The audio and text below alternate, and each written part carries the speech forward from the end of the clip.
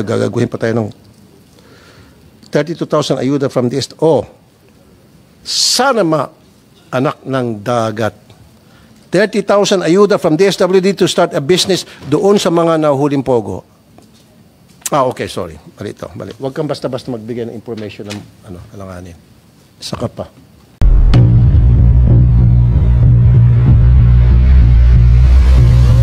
Dapat kasuhan ng National Bureau of Investigation, NBI, si dating Pangulong Rodrigo Digong Duterte dahil sa pahayag nitong gusto niyang ipapatay ang Pindinaw Pitang Senador ayon sa majority block ng Kamara de Representantes. Sabi ni Lanao del Sur, Reponzia, Alonto, Adyong, kung inimbestigahan at kinasuhan ng NBI si Vice President Sara Duterte sa pahayag nitong ipalilikida niya sina Pangulong Ferdinand Bongbong Marcos Jr., First Lady Liza Araneta Marcos at Speaker Ferdinand Martin Romualdez. Dapat din umanong kasuhan si dating Pangulong Duterte sa banta nitong ipapatay ang 15 senador. Pareho silang mag-ama.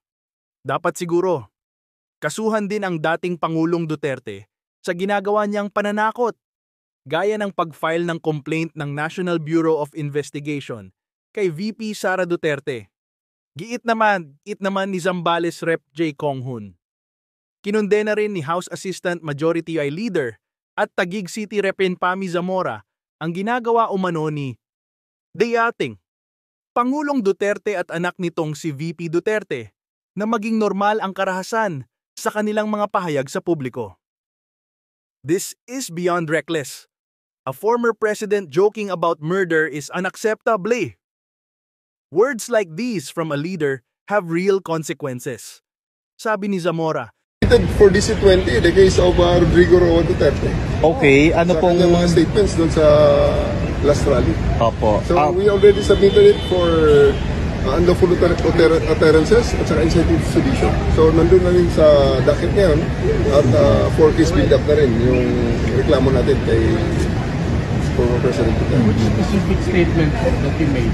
Gusto niya patayin ng 15 senador. Ma'am, tingnan mo 276, 136 na inireport niya sa inyo. O, yung 136 na pa-shutdown na.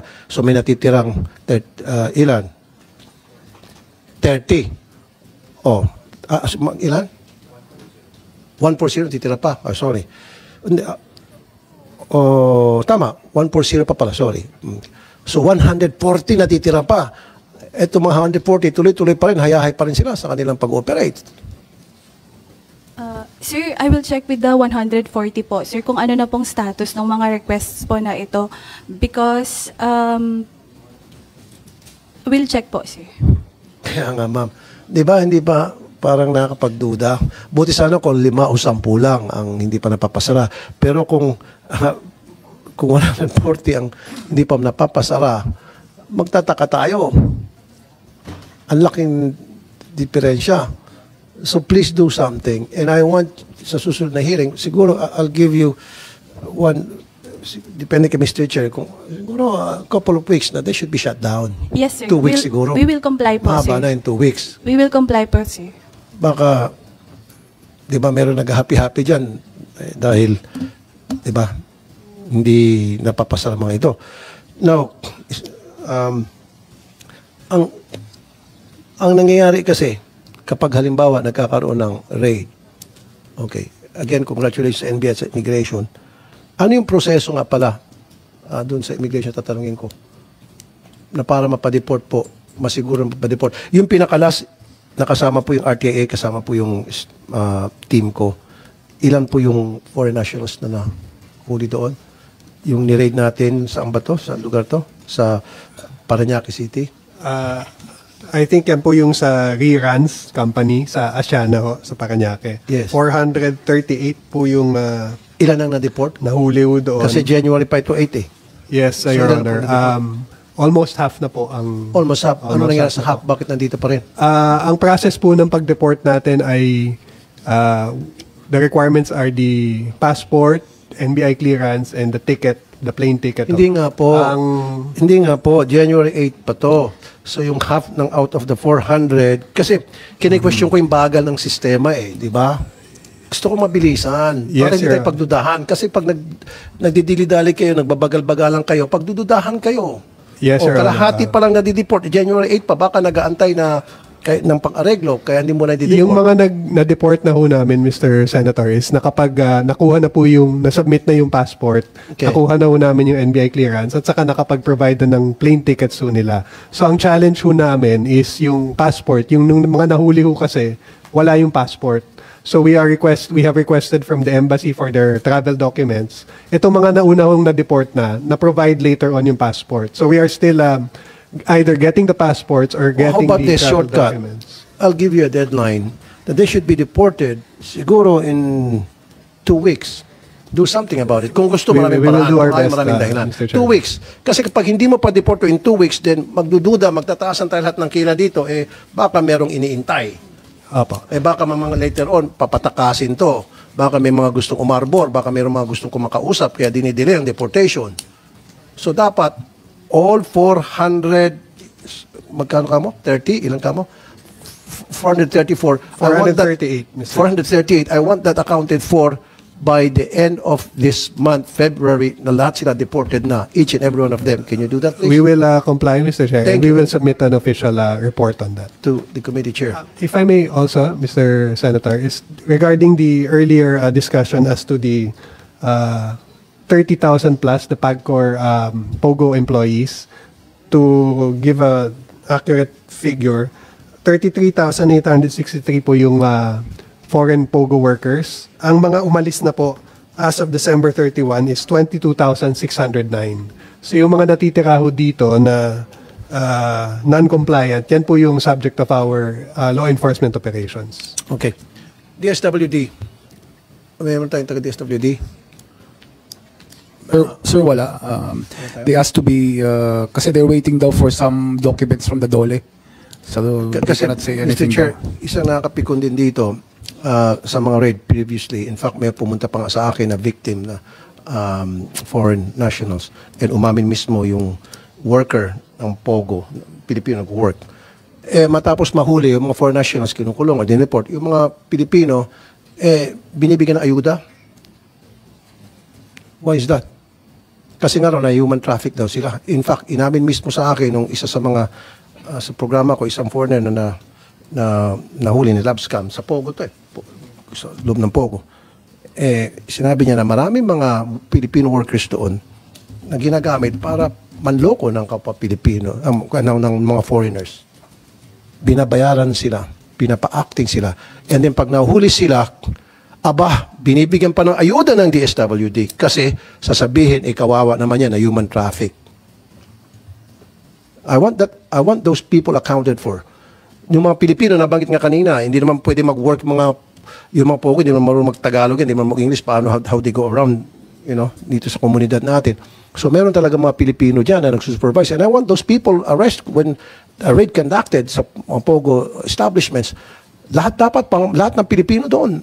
Maliban lang siguro kung janitor, of course, utility, cook. Pero usually, yun ang gagawin nila. Pag nahuli, cook po ako, pero wag ka nag-ooperate yun.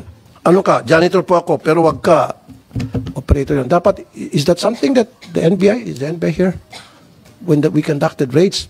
Kasi nakakasama na loob naman po mga kapatid, yung mga Pilipino na kasabwat sa illegal na gawain ng mga Pogo, especially involving lab scam, na panloko ng mga foreigners, kapag nagkakahulihan, nabibigyan ng ayuda ng TSWD. Sana yung binigay na ayuda doon, binigyan na sa talagang tunay na dapat bigyan na ayuda yung mga mahirap ni kababayan. Sayang, wala din this. Let us compel the DSWD for the next hearing so we can answer the questions regarding yung ayuda na binibigay sa mga hindi na biktima Sila na yung gumagawa ng krimen. At it's very concerning. Kasi sila din po, Mr. Chair, nagsusupervise Yes. Karamihan sa mga Pilipino nag-work sa Pogo, especially involving lab scam, Pilipino po yung mga bisor. Yes. And yet, pagdating sa raid, walang nakukulong na Pilipino. Wala talaga ni isa. Bakit kaya? Agency who can... Stupido ba tayo o matalino lang yung mga bulsa? Can we ask the NBI to comment on this? Morning, Mr. Chair. Morning, Yes, Your yes. Honor. So for the Filipinos, during the conduct of the operation, for instance po, dito po sa last operation namin together with the BI, dito sa JX Tower, marami pong Pilipino na nag-apply dito, nagtatrabaho dito. But what we use here was a mission order, hindi po sa search warrant. So for the examination of the computer, yun po kasi yung ebidensya natin. Dahil po sa nature po ng ebidensya na kinakailangan, So, which sir, requires attorney, so ilang Pilipino, ito sa last rate, ilang Pilipino ang nahuli nyo doon? nasa 422 po, Your Honor. 422 Filipinos? Yes, Your Honor. Doon sa Pogo? Yes, Your Honor. Ano ginawa nyo doon sa mga Pilipino? We've accounted all the Filipinos. Pinicturean po namin, dinocument po natin. Yes, sir. Pero what did you do with them? Release po namin sila, Your Honor. For Why? direct filing po. They were caught on the act. Pwede na silang ma-inquest. You did a raid, huli sila sa akto, inquest nyo, bahala na si Piskal. Ba't yung pinakawalan? Yes, Your Honor, but dun po kasi sa digital evidence po natin, kailangan po natin ng warrant for examination of computer data, which is the very basis po ng filing po natin against these foreign nationals. No, That's sir. why when we, No, sir. The fact that they were there sa isang establishment na declared as illegal, that's why you were issued warrant by a court, and that certain establishment was doing illegal activities, and these Filipino citizens were there in cahoots with the operators or operators of these illegal establishments. Kasama dapat sila sa mapapailan. Basic po yun, sir. Bakit natin pinakawalan? yes, Your Honor. Kasi kung pinakawalan natin, again, meron na naman magtataas ng mga kilay dito at magdududa, kaya pinakawalan dahil itong Pilipino, pwede naman mag-usap ng ayos sa magagandang lugar at pwede mag-usap-usap. Yun nga, sir, dapat hindi nyo pinapakawalan. Inibistigahan nyo. Kasi ito mga Pilipino, ito yung mga kasabwat. For all we know, ito pa nga yun talaga mga matataas ang ranggo sa mga illegal pogo operations. Ito pa nga siguro yung mga may-ari pa siguro. Baka hindi naman may-ari. Siyempre, yung mga hindi pupunta ng mga Chinese. Ito yung mga nasa management. I'm sure sa 400 na ito, meron dyan kasama sa management. Ba't pinakawalan? Damn. God damn. Your Honor, doon po sa last operation po na may mga Filipino. Ang masama, sorry, interrupt. Ang masama, baka binigyan pa ng ayuda. May kasama yung DSWD? Hindi po, Your Honor. Okay, so walang ayuda. Hindi po ako aware, Your Honor. Okay, hindi kasi sa mga nakaraan, Mr. Chair, sa mga tapos ng raid and then darating yung DSWD, pinagpipila yung mga Pilipino, kawawa naman mga ito, ayuda pa uwi sa probinsya, parang nakakainit ng ulo. And I don't want to hear that anymore. Na parang ginago na tayo, gagaguhin pa tayo ng 32,000 ayuda from this. Sana anak ng dagat. 30,000 ayuda from DSWD to start a business doon sa mga nahuhuling pogo. Okay, sorry. Mali ito. Mali. Huwag kang basta-basta magbigay ng information ng alanganin. Saka pa.